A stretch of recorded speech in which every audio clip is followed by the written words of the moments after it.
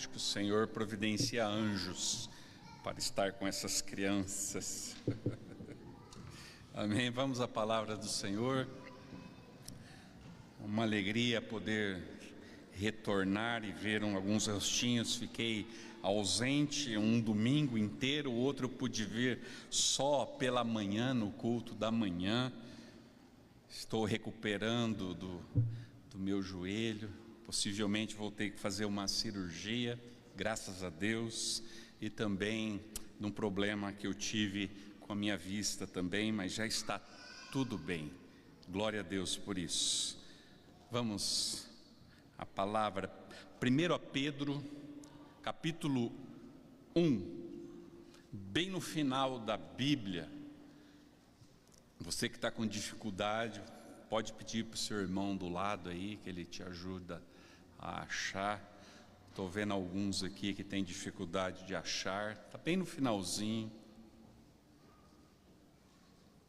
1 Pedro, capítulo 1, nós estaremos lendo do versículo 1 ao 5.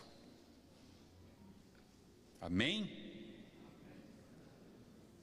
Diz assim: Pedro, apóstolo de Jesus Cristo, aos eleitos de Deus, peregrinos dispersos nas regiões do Ponto, da Galácia, Capadócia, província da Ásia e na Betínia, escolhidos em conformidade com a presciência de Deus Pai, pela obra santificadora do Espírito, para a obediência e a aspersão do sangue de Jesus Cristo, graça e paz vos sejam multiplicadas.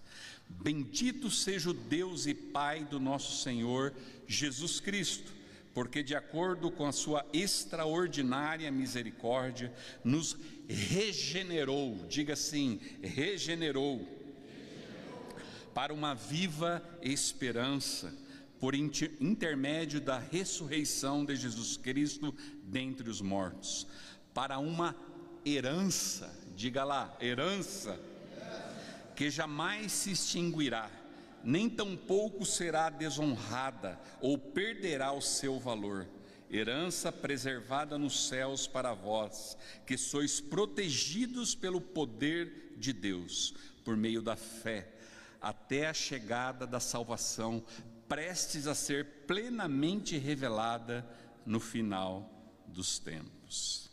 Obrigado, Senhor Deus, por inspirar o teu apóstolo a escrever esta carta que chega até nós tão poderosamente, Deus, e nos encoraja, nos enche de expectativas e de fé para continuarmos, ó Pai, glorificando e adorando o teu nome. Fala através dela nesta noite aos nossos corações. Te pedimos em o nome de Jesus. Amém? Amém. Aqui o apóstolo Pedro, depois dele saudar aqui os eleitos, os peregrinos de toda parte, cristãos escolhidos conforme a presciência de Deus, ele inicia a carta louvando a Deus. Ali no versículo 3, bendito seja o Deus e Pai do nosso Senhor Jesus Cristo. Quando nós mandamos uma mensagem para um irmão, pode ser via WhatsApp ou e-mail, alguém que você conhece e que está passando por um momento difícil, você inicia escrevendo assim como Pedro. Nós iniciamos assim, escrevendo como Pedro. Primeiro nós dedicamos um tempo de adorar e agradecer a Deus.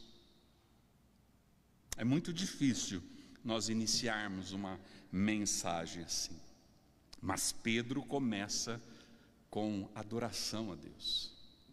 Eu li um comentário sobre este trecho que diz assim: Pedro incentiva os seus leitores a louvar a Deus, pois é um remédio indicado para corações abatidos e desanimados em virtude de sofrimento.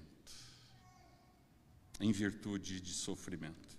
Isso também nos faz lembrar lá do Salmo 42, né, que diz: se o seu coração está batido, se o seu coração está ferido, se o seu coração está desanimado na caminhada, então adore ao Senhor, louve ao Senhor.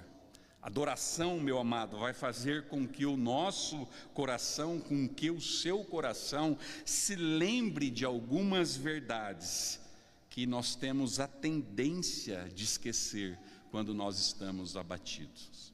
Nós temos uma inclinação para isso. Quando nós estamos abatidos, seja por dor, por sofrimento, às vezes nós esquecemos de quem é Deus na nossa vida. Nós esquecemos. Quando a nossa alma fica abatida, nós temos esta tendência de ir a lugares ruins. Ir a lugares ruins. Às vezes em ambientes ruins, ambientes naturais ruins. Às vezes em nossos próprios pensamentos ruins. Esses dias eu tenho aprendido muito com Deus, muito com Deus. Deus por vezes, eu não sei porquê, não sei se é só comigo ou é com todos, Deus por vezes permite que o meu corpo seja ferido. Então Ele me chama para um particular, e aí Ele me para, Evert, está muito inquieto, graciosamente Ele me livra de mim mesmo, para um tempo de adoração e de gratidão a Deus. E aí eu sou lembrado de onde eu vim, de onde Ele me tirou, e isso é muito bom. Isso é muito bom. E aí eu vou descobrindo um pouco mais de como eu sou frágil e de como eu dependo dEle nas minhas decisões, no meu dia a dia.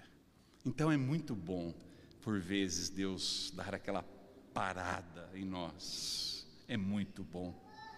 E nesta adoração a gente vai descobrindo mais as verdades eternas do Evangelho e desenvolvendo mais um coração cheio de gratidão a Deus. Nós vamos deixando de caminhar no sentido da reclamação, da murmuração, do vitimismo, e nós vamos aprendendo a caminhar no sentido de um coração mais parecido com Cristo, mais parecido com o nosso Salvador. É por isso que Pedro inicia desta forma aqui: por causa do derramar do sangue de Cristo na cruz, pela obra do Espírito Santo em nós, que nos santifica para obediência. Para obediência. Amado, quando você está meio para baixo, quando nós estamos meio triste, aí a gente fica pensando: acho que eu não vou na igreja hoje, acho que eu não estou legal para ir na igreja.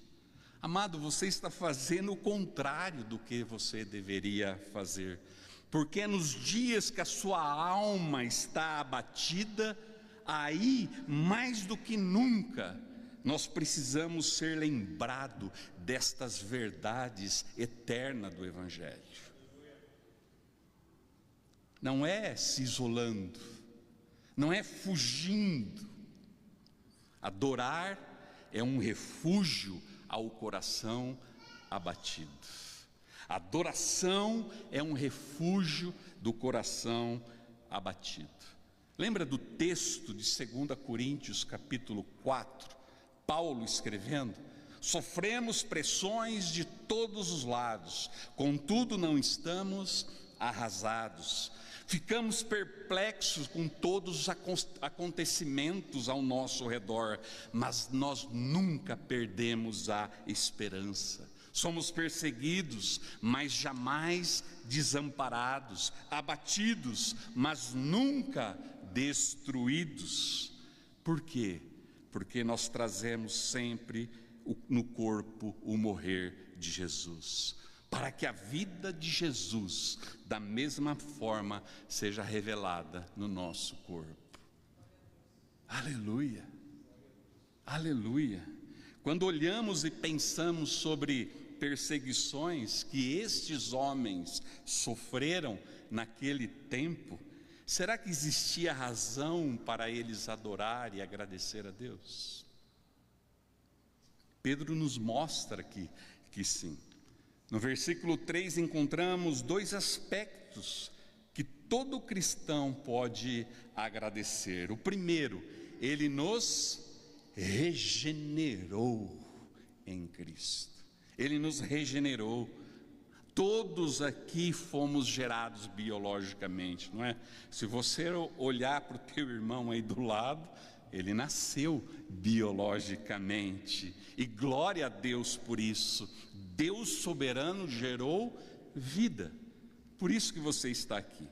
Mas além disso, se você é de Jesus, um dia na sua caminhada terrena, Deus fez você nascer de novo, não da carne, mas do Espírito, pela sua poder da sua graça, pelo poder da sua vontade.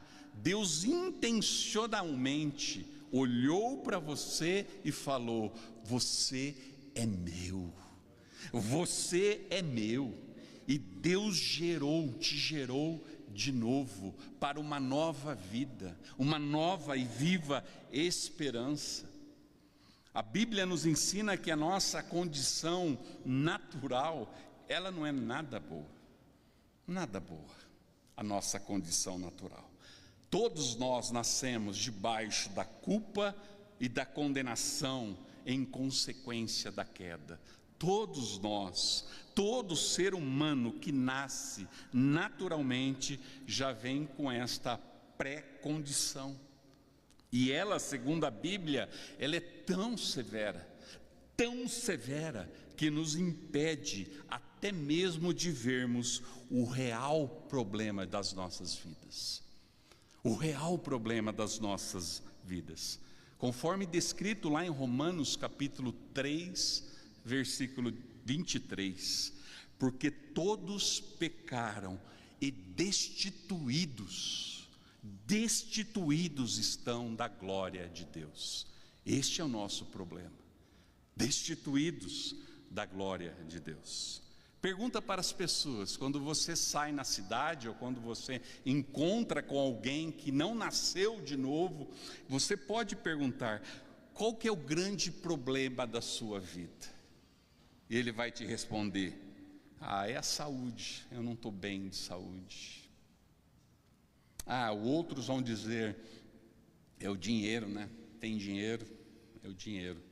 Outros ainda: é o desemprego, é a educação, é o casamento, ou a falta do casamento. Todos responderão assim, mas não vão enxergar que o grande problema da humanidade é a sua natureza caída, o seu coração de pedra, que nasceu em rebelião e culpa diante do Senhor. Este é o maior testemunho que nós podemos dar. Este é o nosso maior testemunho, de onde Deus nos tirou, de onde era o nosso destino, de todos nós. Este é o nosso maior testemunho de vida, de um convertido em Cristo. Não é ficar contando os seus feitos pecaminosos da sua vida pregressa, ou suas vantagens de um milagre. Não é isso. Amados, por vezes nós enchemos a boca para falar dos milagres, não é verdade? Até atribuímos a Deus, mas nós queremos o crédito. É meu, é meu. Roubamos a glória de Deus, sem querer, Nós roubamos agora a glória de Deus, porque nós queremos o crédito do milagre para testemunhar. E o maior testemunho, irmão, que nós podemos dar, não é a restauração da sua saúde, mas é a restauração da vida eterna que aconteceu por meio de Cristo Jesus naquela cruz. Amado, não temos que ser crentes incríveis, não temos que ser crentes incríveis, mostrar um conhecimento ou uma vida extraordinária. Temos que ser apenas fiéis, e deixar o incrível pertencer somente a Deus, somente a Ele, somente a Ele. E Pedro é grato a Deus justamente por isso. Deus o fez nascer de novo, Deus o regenerou. Do contrário, amado, Pedro teria seguido o mesmo caminho de Judas Iscariotes, o mesmo caminho, e Pedro sabe disso. Pedro sabe que só está no caminho da vida eterna, porque um dia o Senhor interviu, rogou, orou pela vida daquele homem. E você, irmão, você sabe disso? Você sabe disso? Temos a consciência da nossa reconciliação com Deus? Manifestamos e tornamos isso visível, constante dia a dia, em gratidão, com um coração adorador ao Senhor. Temos consciência das misericórdias do Senhor, que é a causa de não sermos consumidos, porque elas se renovam todos os dias, todas as manhãs, conforme diz lá em Lamentações 3, 22 e 23. Deus nos deu esta misericórdia, que Ele estende o seu coração todos os dias em direção à nossa miséria, em direção às nossas dores. Isso coloca um sorriso no teu rosto. Coloca um sorriso no teu rosto em gratidão ao Senhor. Todos nós cristãos, todos nós experimentamos as misericórdias do Senhor em sermos regenerados. E não é merecimento nosso, não é porque nós achamos que nós somos bons, não há mérito em nós. Deus não tinha obrigação para conosco em fazer isso, Ele quis fazer, Ele quis nos acolher, e Ele nos adotou como filho para sermos santos, e Ele revelou este mistério da sua vontade estabelecida em Cristo Jesus, o nosso Salvador, com o objetivo de que nós sejamos para o louvor da sua glória, louvor da sua glória, conforme descrito lá em Efésios capítulo 1, dos versos 3 em diante. Eu vou ler aqui. Bendito seja o Deus e Pai do nosso Senhor Jesus Cristo, que nos abençoou com todas as bênçãos espirituais nas regiões celestiais em Cristo. Porquanto Deus nos escolheu nele, antes da criação do mundo, para sermos santos e irrepreensíveis na sua presença, e em seu amor nos predestinou para sermos adotados como filhos por intermédio de Jesus Cristo, segundo a benevolência da sua vontade, para o louvor da sua gloriosa graça, a qual nos outorgou gratuitamente no amado. Nele temos a redenção, o perdão dos nossos pecados pelo seu sangue, segundo as riquezas da graça de Deus, o que Ele fez derramar sobre nós com toda a sabedoria e entendimento. Ele nos revelou o mistério da sua vontade, de acordo com o seu bom propósito que estabeleceu em Cristo, isto é, de fazer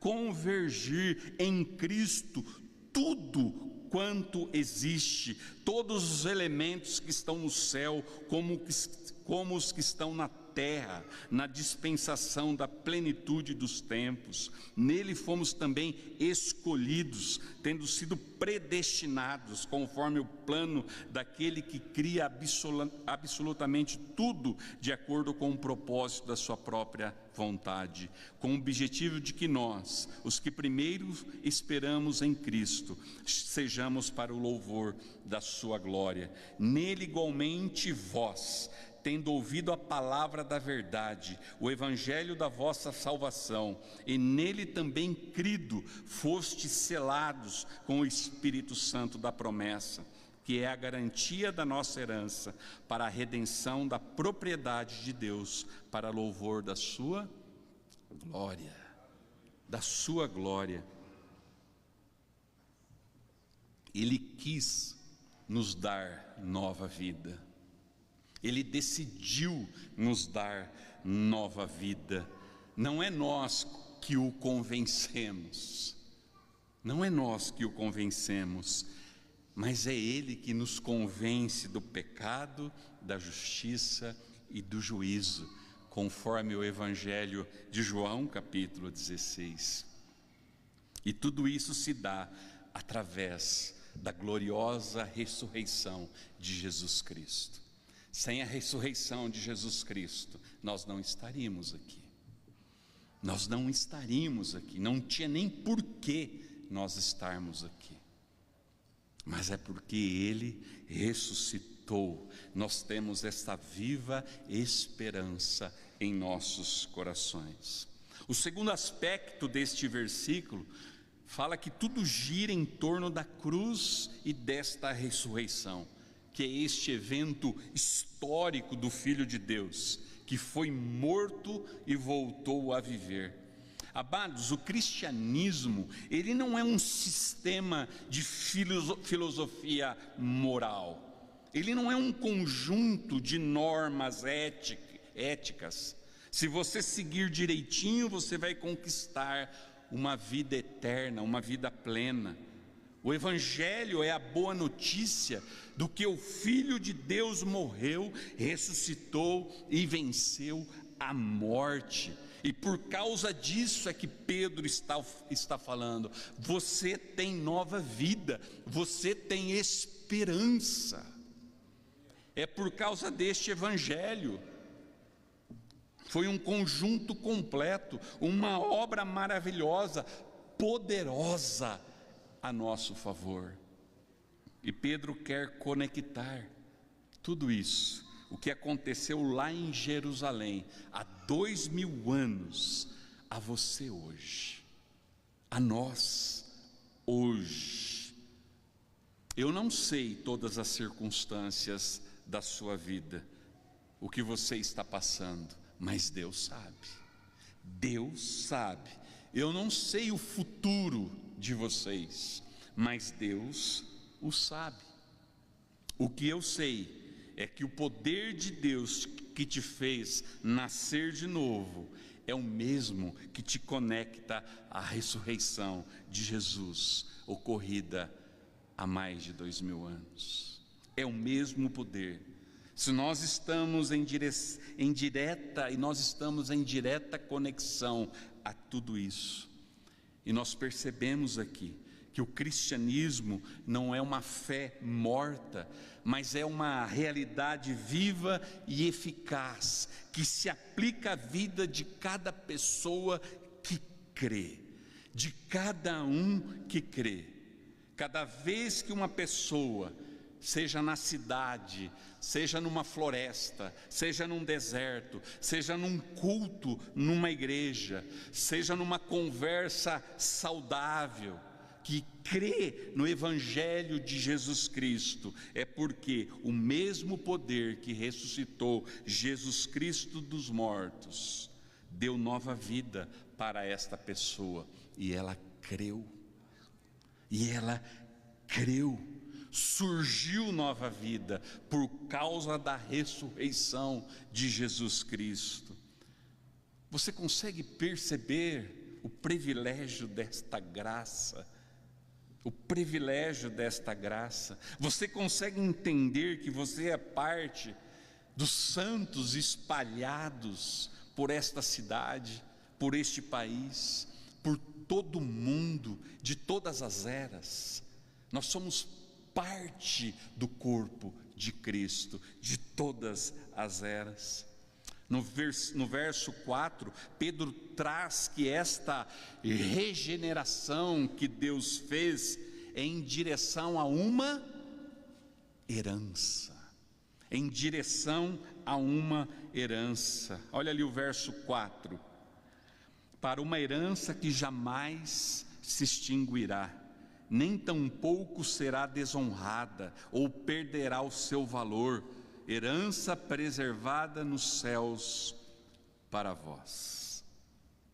Lembram da história de Abraão? Lembram de Abraão? A esperança de uma herança. Abraão tinha uma esperança de uma herança, que seria dado em forma de uma terra maravilhosa, não é verdade? Uma terra prometida, um lugar de descanso. E era lindo, era belo, era desejável aquela terra, mas era apenas uma prévia. Ali era apenas uma prévia, e o judeu Abraão já havia entendido isso. Há uma esperança superior a um pedaço de terra, meu irmão. Há um pedaço de terra, por melhor que seja, há uma esperança superior. Como Pedro já entendeu que a grande herança que aguarda a sua vida não é aquela terra ali junto ao mar Mediterrâneo. O povo de Deus tem uma herança celestial, ela está reservada no céu. Ela não é apenas de pastores, ela não é dos presbíteros, ela não é dos diáconos, ela não é de quem ora mais, não é de um líder de ministério, é de todos os eleitos e peregrinos que creem no Filho de Deus, de todos nós que vivemos nesta terra passageira, que não é nossa, mas aguardamos o dia que chegaremos lá, na definitiva, aguardando aquele dia. Aqui nós vamos ensaiando, padecendo por amor a Cristo. Na verdade, padecer por amor a Cristo, conforme descrito lá em Filipenses 1:29. Porquanto, por amor de Cristo, vos foi concedido a graça de não somente crer em Cristo, mas também de sofrer por Ele.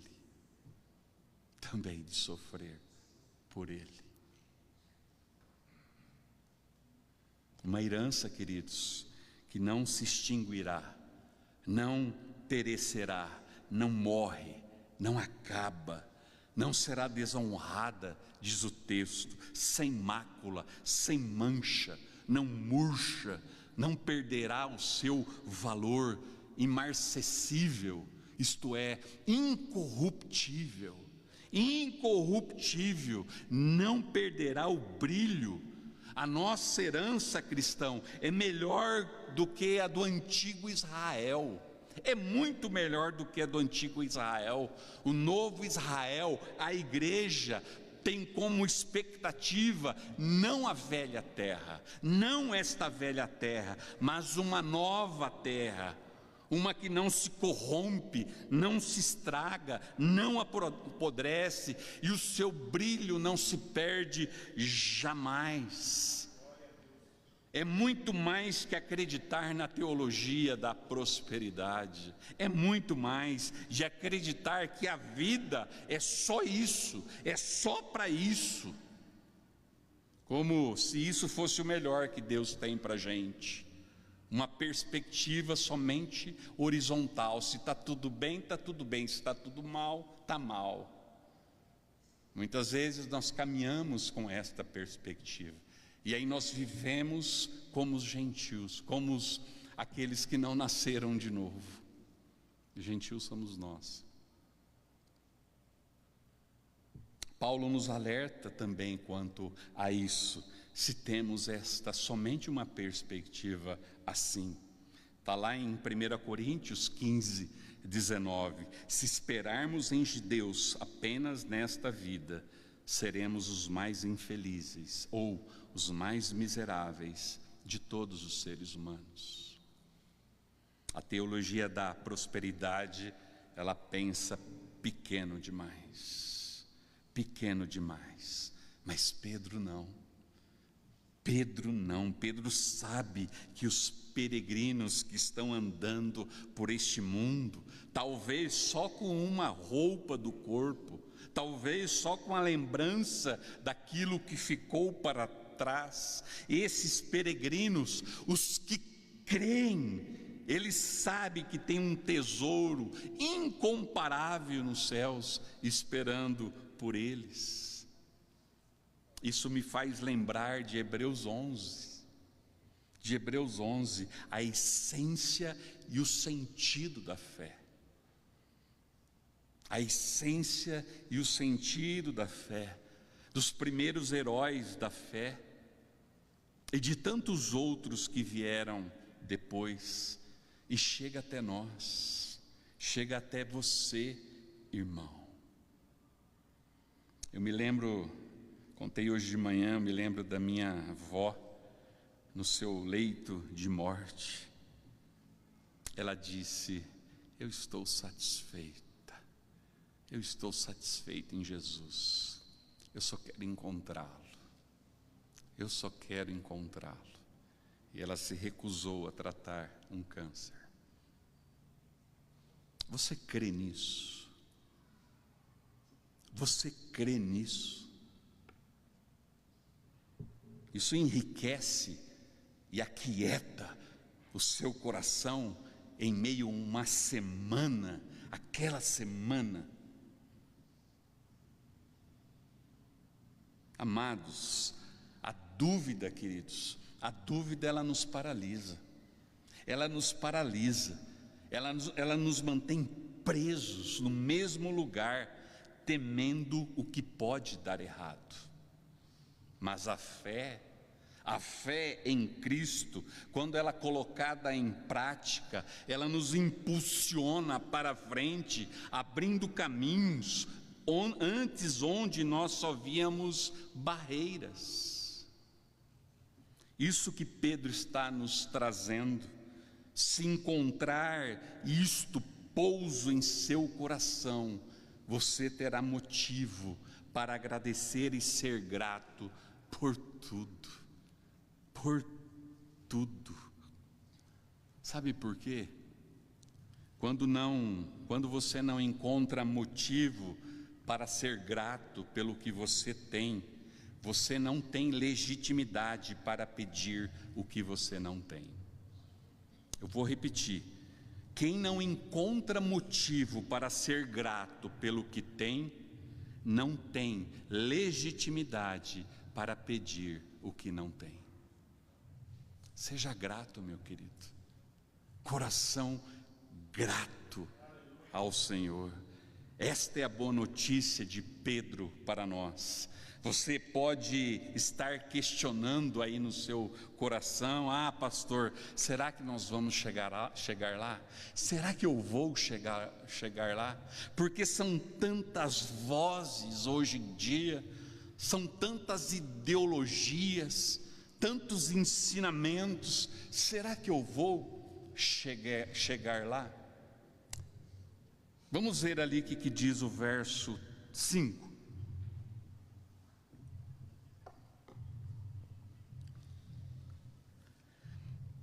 que sois protegidos pelo poder de Deus por meio da fé, até a chegada da salvação prestes a ser plenamente revelada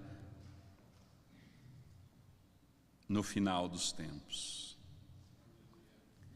É natural nós termos este tipo de preocupação. Todos nós que sofremos perseguições e amamos a Jesus, todos nós. Lembram do próprio Pedro, lá em Lucas 22, do que Jesus falou para ele?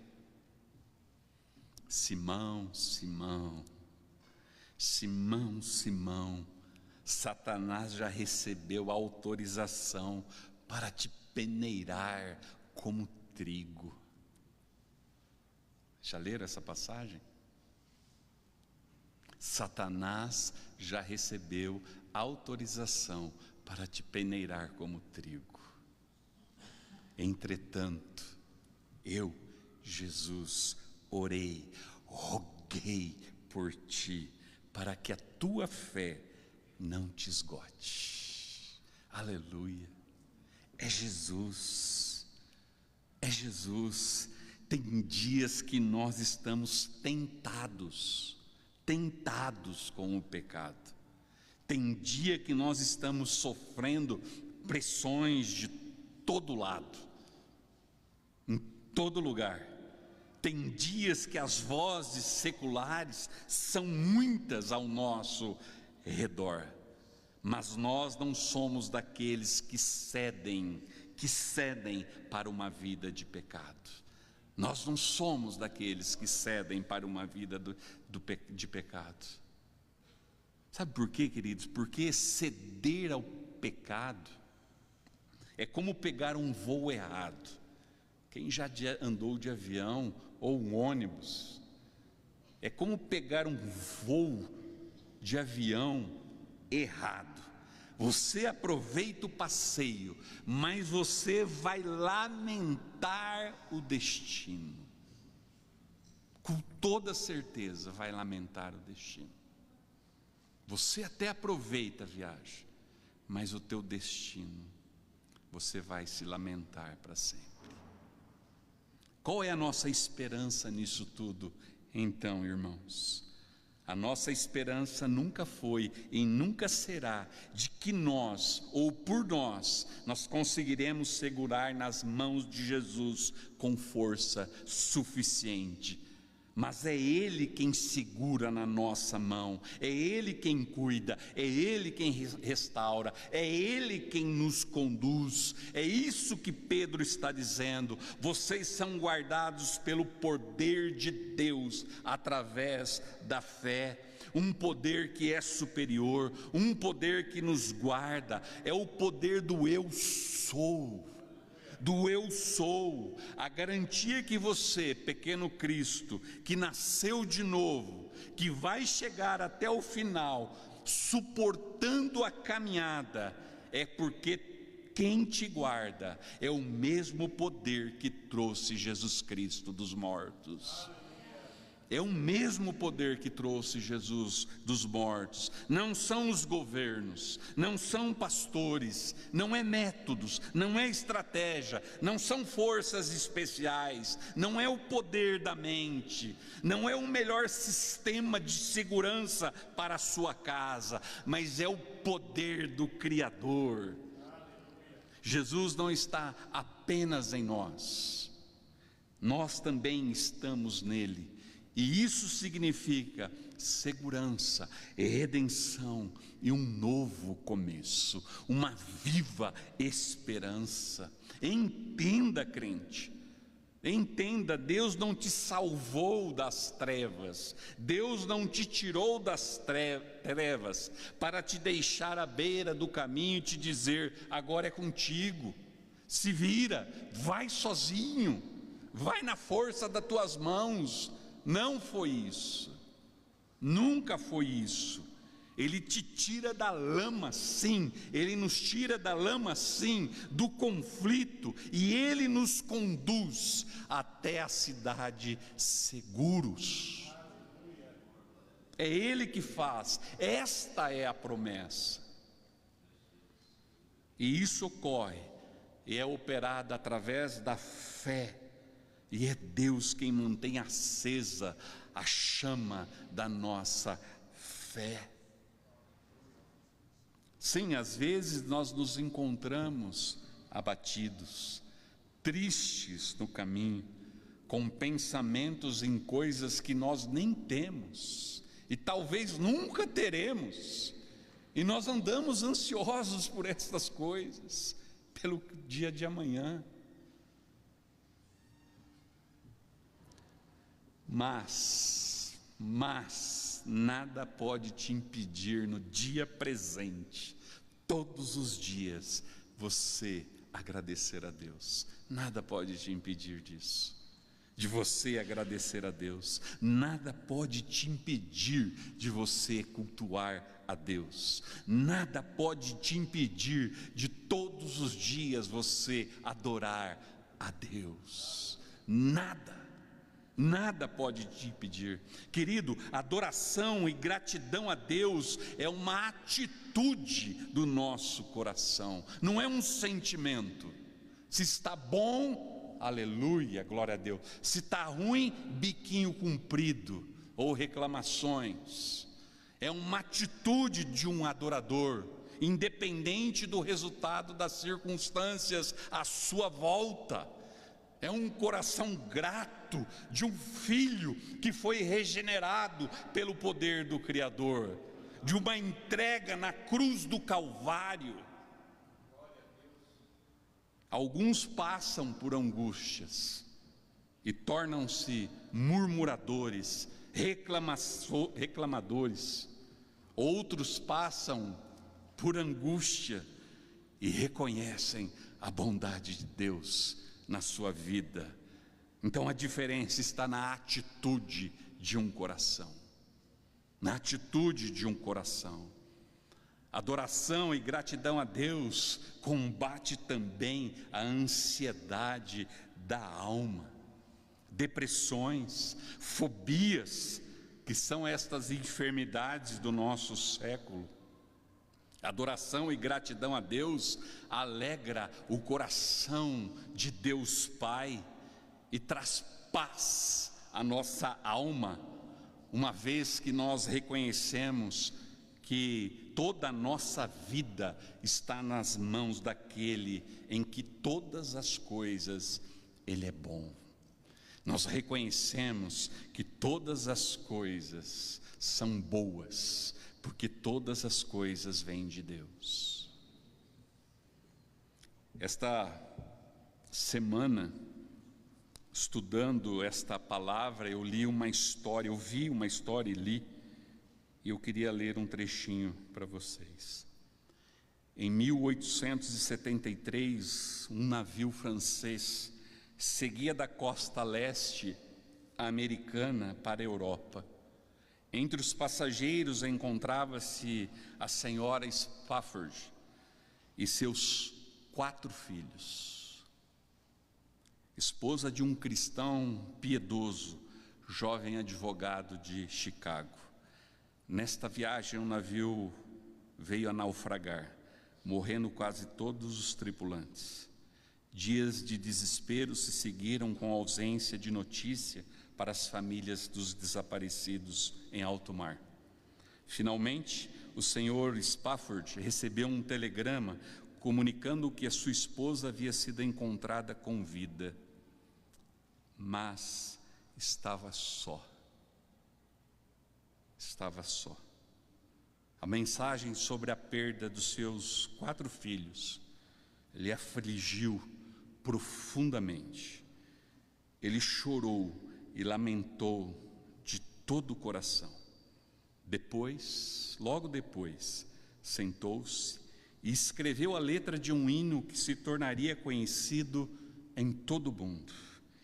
It's well with my soul. Está bem a minha alma. Está bem a minha alma.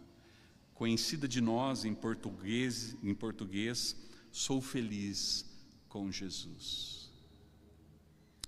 Tem uma estrofe que diz assim: se paz a mais doce eu puder desfrutar, se dor a mais forte sofrer, ó, seja o que for, tu me fazes saber que feliz com Jesus sempre eu sou. Sempre eu sou, sempre eu sou. Adoração e gratidão a Deus amado não é definida pelas marcas humanas da nossa história, mas é pela bondade do Senhor. É a bondade do Senhor que vai além das nossas linhas horizontais, do nosso entendimento sobre vida. Sobre vida. Lembram de Jó? O que você entende da vida, Jó? O que nós entendemos do mistério da vida? E ainda nós ousamos a discutir com o Senhor. O que nós entendemos da vida? É reconhecer que a sua bondade será sempre maior do que qualquer tragédia que possa cair sobre a nossa existência. É glorificá-lo nos dias de luz e nos dias de alegria, e não deixar de fazê-lo nos dias de mais densa neblina, porque a sua bondade é maior do que a vida. A bondade de Deus é maior do que a tua vida, meu querido, do que a minha vida. Nada pode nos separar deste amor, nada, nada, pois Ele nos fez viver uma bendita esperança. Melhor do que o lugar, amado, é a companhia. Melhor que isso aqui é a companhia. É a companhia. Melhor do que a cama é o descanso no Senhor. Melhor do que o prazer é a paz. É a paz de Deus que excede todo o entendimento. Melhor do que o poder, porque nós queremos é poder. Melhor do que o poder é o amor. É o amor. Melhor do que o privilégio é a gratidão. Melhor do que a condição é a fé em Cristo Jesus. Portanto, não desanimamos. Como diz Paulo em 2 Coríntios 4, ainda que o nosso exterior esteja se desgastando, não é verdade? Joelho quebrado, manco, quase cego, transplantado, mas nós seguimos em frente, nesta ardente expectativa de um dia vê-lo face a face, porque o nosso interior ele está sendo renovado de dia em dia. Então permanecemos firmes, perseverando e ensaiando aqui até que Ele venha, até que Ele venha, porque naquele dia, queridos, naquele dia em luz plena e eterna, nós cantaremos a sua bondade em todo o tempo. Não precisaremos mais de fatos da vida para fazê-lo. A sua presença nos bastará. A sua presença nos bastará. Se coloquem em pé. Ministério de Música. Hoje nós vamos celebrar, é dia de celebrar o Senhor. Os irmãos podem preparar a ceia. Em Efésios capítulo 2, versículos 19 e 22 diz assim: